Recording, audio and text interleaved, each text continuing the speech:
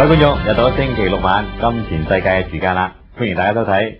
李博士啊，而家經濟唔好啊，我有幾個朋友咧，佢哋都失業啊，話想搞啲小生意，不如你俾啲意見佢哋啊。年輕人想做老闆，好事啊。不過咧，佢冇乜經驗嚟講咧，我相信咧做生意咧，自己創業就相當之困難嘅。最好咧就係揾啲特許經營嘅企業做嘅加盟者，咁啊最簡單啦。特許經營我都有聽講過喎，不過加盟咧要有咩條件㗎？嗱，條件最緊要，既然你有錢啊。咁另外咧都要有心先得嘅。嗱，特許經營企業咧就會提供好多貨源啊，同埋一系列嘅培訓課程俾你，連埋你啲商品點樣陳列啊、廣告宣傳啊，都同你做埋。對於有意創業者嚟講啊，係簡單好多噶。咁即係幾啱嗰啲想創業嘅朋友喎。你咁有興趣，梗係你都想創業啦。嗱，我手上咧啱有啲資料，大家一齊分享下。經濟不景，失業數目不斷上升，最新一季嘅失業數字接近24萬。喺呢個境況下，唔少人望創業對於一手積蓄傾向保守嘅人士嚟講，要創業，其中之一可以考慮嘅係選擇加盟一啲特許嘅經營業務。特許經營嘅意思咧，就係話你個行之有效嘅生意模式，咁你將呢個模式可能係你賣服務就得，你賣產品就得，賣俾或者租俾有興趣嘅人士，呢一個就叫做特許經營啦。伍先生用19萬幾加盟咗一間連鎖洗衣店，店鋪喺5月1日正式開張。伍先生話佢以洗衣服務嚟創業，佢已經考慮咗一段時間。咁點解伍先生要用加盟者嘅身份去創業呢？因為我本身係譬如打開工嘅，我對某一行生意我完全係唔熟悉或者所知甚少，咁裏邊有一啲可能有好多係竅門或者係一啲會遇到嘅困難，自己完全唔知嘅，所以我決定咗用加盟者呢個方式去做呢一門生意。咁加盟者有個好處就係話，我減省咗好多喺預算上啊、時間上啊，或者一啲唔可以預見嘅麻煩啊，或者時間，或者係甚至乎減少咗金錢上嘅損失。所以我用一個加盟者嘅身份去做。有呢個特許經營咧，咁基本上咧就贏嘅機會咧會大啲。咁點解咧？因為其實你願意參加呢個特許經營呢一個模式嘅生意咧，可能你都會信呢個生意係持之有效、做得到嘅生意先去做。確實可能人哋已經交咗好多學費，無論係金錢啦、時間啦、心機，甚至叫挫敗，摸索呢一項生意應該點做，然後有好好嘅系統，然後去賣俾你。對加盟者嚟講，經營特許業務可以減低創業嘅風險同成本，但係做咩生意又係另一個課題。我選擇洗衣，因為我覺得佢回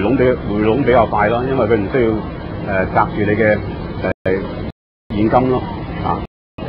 因為你譬如係其他行業，可能你需要擲住啲貨啊，咁等於需要現金。咁變咗呢行相對嚟講本比較上快嘅，咁對我嚟講亦都比較上安全，因為我快脆。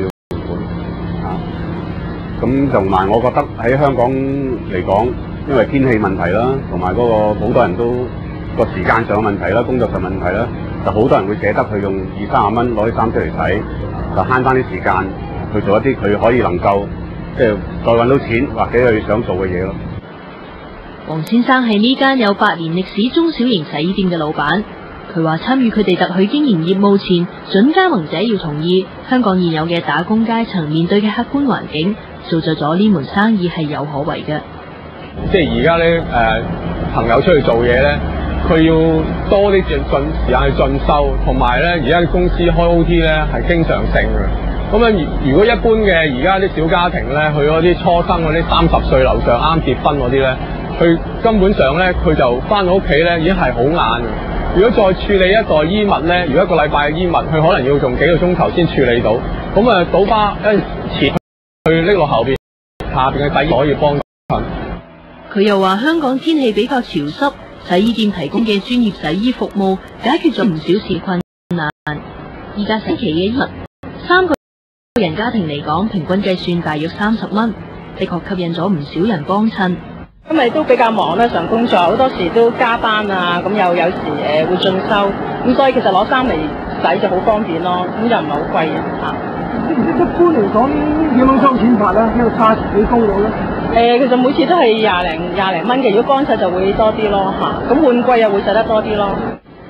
黃先生話：佢哋另一個吸引投資者加盟嘅地方，係佢哋可以共用一個需要大地方嘅中央式乾洗工場。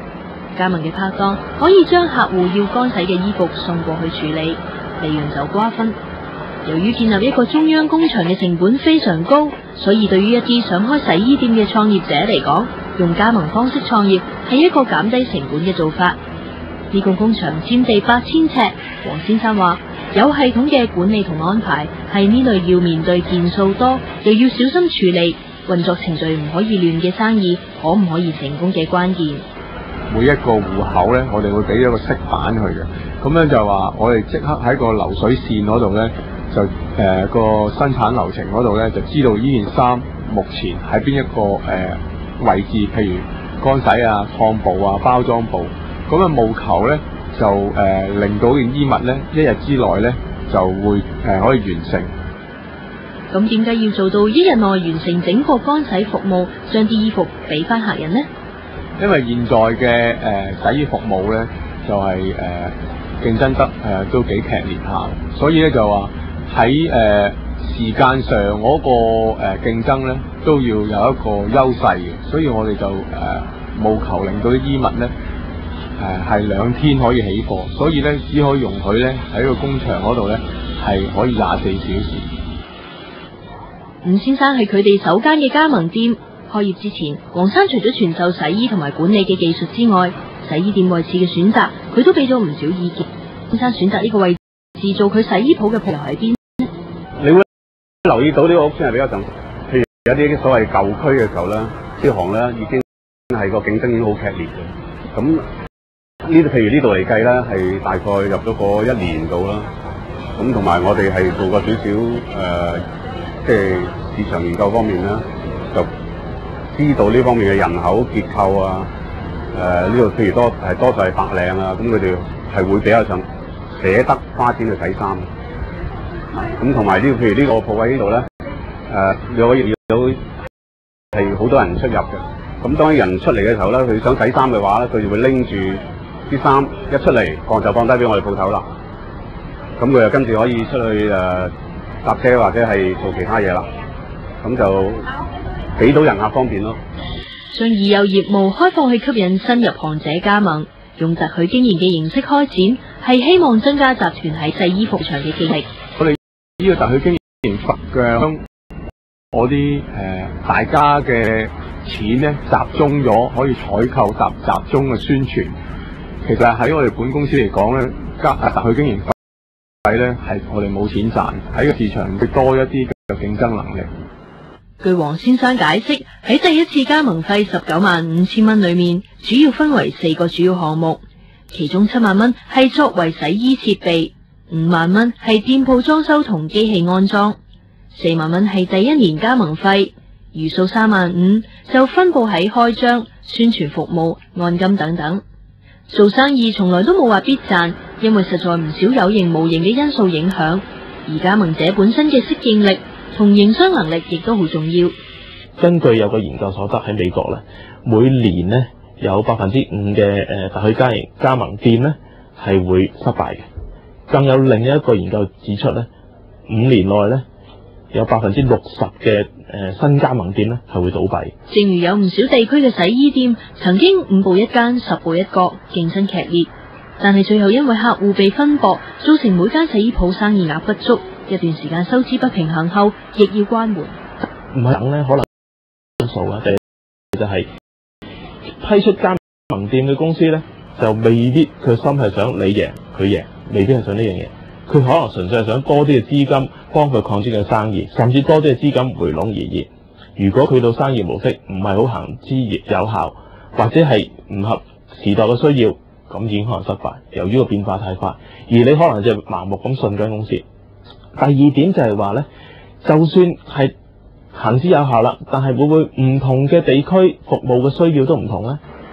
而有行內人士指出，並唔係所有形式嘅洗衣鋪都會賺錢。有所謂艇仔店嘅，即係嗰啲冇洗衣設備，只係收客人交去清洗嘅衣服，再轉交有洗衣設備嘅由佢哋洗。